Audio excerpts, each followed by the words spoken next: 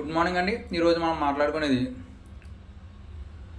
ఏపీలో మనం చెప్పు 40 మంది ఎమ్మెల్యే వరకు సీట్లు ఎవరు కొత్తగా నగ్గినారు. ఏపీలో మెయిన్ బియ్యం మాఫియా బాగా ఎక్కువైపోయింది.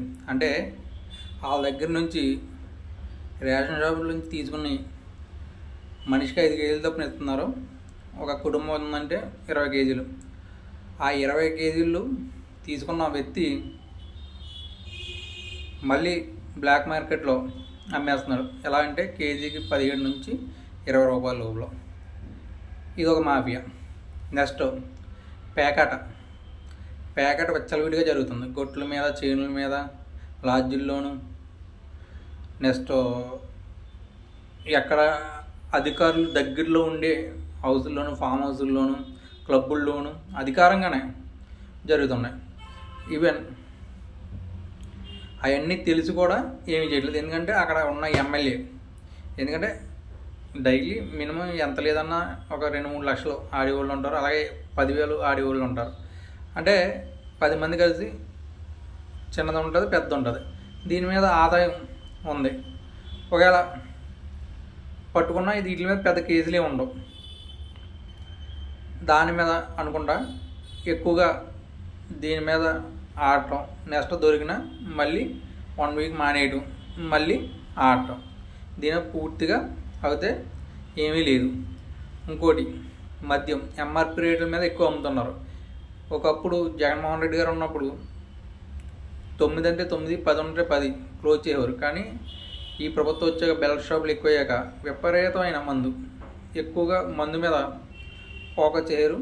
అలాగే బెల్ట్ షాపులు కూడా ఎక్కువగా నడుస్తున్నాయి. అలాగే ఒకవేళ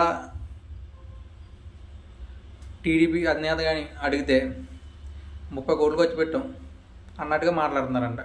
అంటే కొత్తగా వచ్చిన ఎమ్మెల్యేలు మళ్ళీ టిక్కెట్ ఇస్తారు అని డౌటే. ఎందుకంటే సీనియర్లు ఒకవేళ చేసినా ఇంత దారుణంగా చేయట్లేదు.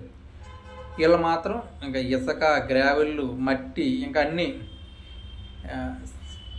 శాండ్, ఇసుక ఫ్రీ అంటున్నారు కానీ ఎక్కడ కూడా ఫ్రీ ఉండట్లేదు. ఎందుకంటే లారీ కాస్ట్ దోచేస్తున్నారు. జగన్మోహన్ రెడ్డి గారు ఉన్నప్పుడు ఇప్పటికీ తేడా ఏమీ లేదు. 500-600 తేడా ఉంది కానీ అంతకుమించి ఏమీ లేదు. ఈ మాఫియాలు బాగా ఎక్కువైపోయినాయి. అలాగే తల్లికి వందనం వచ్చిన దాంట్లో 300 యూనిట్లు దాటిన వాళ్ళని ఎగ్గొట్టేశారు. అలాగా ఇలానే కాదు, ల్యాండ్స్ ఎక్కువ ఉన్నాం ఇంకోటి అది ఓకే. కానీ ఈ విషయంలో మాత్రం మద్య మాఫియా, అలాగే sand mafia and land mafia and సెటిల్మెంట్లు, పేకాట క్లబ్లు ఇలాంటివన్నీ కూడా గవర్నమెంట్కి బాగా చెడ్డ పేరు తీసుకొస్తున్నాయి. ఇలా అయితే మాత్రం 2029 మాత్రం చాలా కష్టం. ఎందుకంటే జనాలు అన్నీ అబ్జర్వ్ చేస్తున్నారు. ఒకప్పుడు 90లో చదువుకున్న వాళ్ళు తక్కువ, అన్ఎడ్యుకేటెడ్స్ ఎక్కువ. ఆ రోజుల్లో ఓట్లు ఎవరికి చెప్తే అలాగే ఇవ్వరు. కానీ ఇప్పుడు చదువుకున్న వాళ్ళు 50% దాటారు. మినిమం 10th చదివిన వాళ్ళు 50% దాటారు. అంటే ఓటు ఎలా వేయాలి అన్నది అటు తెలుగు రాష్ట్రాల్లో బాగా తెలిసింది. ఎందుకంటే ఇటు తెలంగాణలో మార్చారు, అటు ఏపీలోనూ మార్చారు. అంటే జనాలు తెలుస్తున్నది కదా ఎవరు బాగా చేస్తున్నారు, ఎవరు బాగా చేయట్లేదు. దీని మీద వాళ్ళకే మళ్ళీ టిక్కెట్లు ఇస్తే మాత్రం చాలా కష్టం, నగ్గే అవకాశం మాత్రం ఉండదు. ఎందుకంటే ఒక నాయకుడు ఉన్నాడండి, ఆయన ఫస్ట్ టైం ఉత్తరాంధ్రలోనో ఎక్కడో నెక్స్ట్ ఫస్ట్ టైం అన్నాడు. ఇంకా వాళ్ళ బంధువర్గాన్ని అంతా ల్యాండ్ మాఫియా, నెక్స్ట్ కనీసం గవర్నమెంట్ ఇచ్చి మెడికల్లో కూడా మాఫియా అంట. అంటే ఈవెన్ ఈఎస్ఐ ద్వారా ఇవ్వటం కానీ, ఇంకో దాంట్లో ఇవ్వడం కానీ, వాటిలో కూడా మోసాలు. ఈవెన్ సీసీ రోడ్లు, ఏసీ దగ్గర కూడా కమిషన్లు, ఇలాంటివన్నీ కూడా విపరీతంగా మాత్రం ఈ గవర్నమెంట్లో బాగా ఎక్కువైపోయినాయి. ఇదే కానీ కంటిన్యూ అవుతే మాత్రం జగన్ గారికి అవకాశం ఇస్తారో లేదో చూడాలి. కానీ మ్యాక్సిమం అవకాశం వెళ్ళిపోద్ది.